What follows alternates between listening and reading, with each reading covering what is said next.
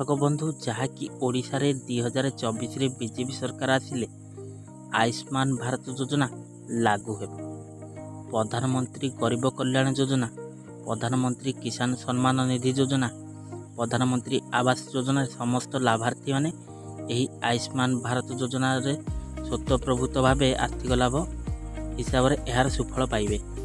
ओडिशा रे आर्थिक स्वच्छल वर्ग वरिष्ठ नागरिक माने यही आयुष्मान भारत योजना अंतर्भुक्त हेबे, जहाँकि मोदी ग्यारंटी श्री मनमोहन सामल राज्यर बीजेपी सभापति यह स्वीकृति देइथिले लोक मानक। तो दर्शक बंधु यही आयुष्मान कार्ड लागू हेबो कि नहीं याकु नहीं प्रत्येक लोकंग मनरे किछि ना किछि प्रश्न उंकी मारुछि। तो आज मु आपण मानकु यही आयुष्मान हेल्थ कार्ड रो डिटेल्स क्लियरेंस ए वीडियो रे आपण मानकु देइ देबी। ता पूर्व आपण मानकु मोर गोटे छोटिया रिक्वेस्ट कि दयाकोरी भिडियोटा शेष पर्यंत देखु।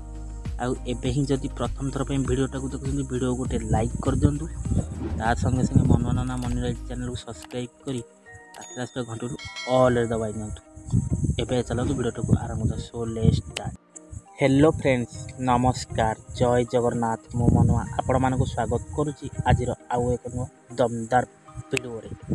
तो दर्शक बंधु जहाँ सूचना अछि जहाँकि राज्य रे लागू हेबो आयुष्मान भारत योजना।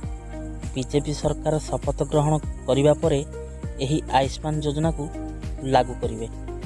आज एही आयुष्मान योजना को नहीं सूचना देइछंती राज्य बीजेपी सभापति मनमोहन सामल। राज्य बीजेपी सभापति मनमोहन सामल कहिछंती जे बीजेपी सरकार शपथ ग्रहण करिबा परे एही आयुष्मान योजना को कार्यकारी करिवे, जहाँकि राज्यवासी भल स्वास्थ्य सेवा पाइबारु वंचित रहिछंती। जहाँकि बीएसकेवाई कार्ड रे लोकों को अल्प सुविधा सुजोग मिलुतला, हेले एही आयुष्मान योजना रे यह व्यापक हेबे बोली राज्य बीजेपी सभापति मनमोहन सामल यह सूचना दे एक्स माध्यम रे ट्वीट मध्य करिछंती। आसह रत्न भंडार खोला जीवो, अनुधान होई तदंत रिपोर्ट सार्वजनिक हेबो।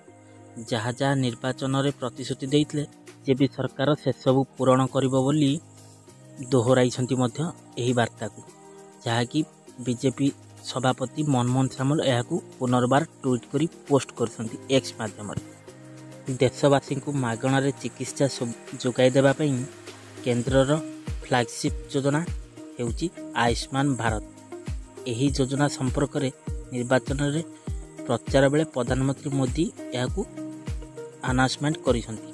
प्रधानमंत्री मोदी कहिसंती जे ये एमिति एक स्वास्थ्य सेवा योजना जहाँकि लोकों को सबु समय सबुठारे यह उपलब्ध हो पारिबो। खाली सेतिक आउ मध्य कहिसंती जे जदि आपनक पॉकेट रे टंका थाउ बा न थाउ, जदि पाखरे खंडे आयुष्मान कार्ड अछि आपनक पॉकेट रे, ताहाले कोनोसी चिंता करिबार आवश्यकता ही नाही। 5 लाख टंका जाए समस्त चिकित्सार खर्च एही योजना माध्यम रे आपण मानकु बहन करा जिवो। खाली सेतिक नुहे, मोदी मध्य आहुरी कहिसंती कि एही आयुष्मान हेल्थ कार्ड योजना अधीन रे आपण माने राज्य रे तथा राज्य बाहर वास करुथिले भी आपण माने एही सुविधार लाभ उठे परिवे समस्ते। तो बंधु आजिर एही आयुष्मान कार्ड को नहीं थिबा छोटो वीडियो अपडेट आपण मानकु केमति लागिला कमेंट रे मतामत देबे। आ जो माने एही आयुष्मान कार्ड विषय न जानते वीडियोटा को से मानकु शेयर मध्य करिवे बहुत मात्रा रे। आउ जदि प्रथम थर पे एबे वीडियोटा देखु एबे वीडियो गोटे लाइक कर दिंतु, आ ता संगे संगे मनोरंजना मनी रेडी चैनल को सब्सक्राइब करी पाखरे घंटू ऑल दबाई न।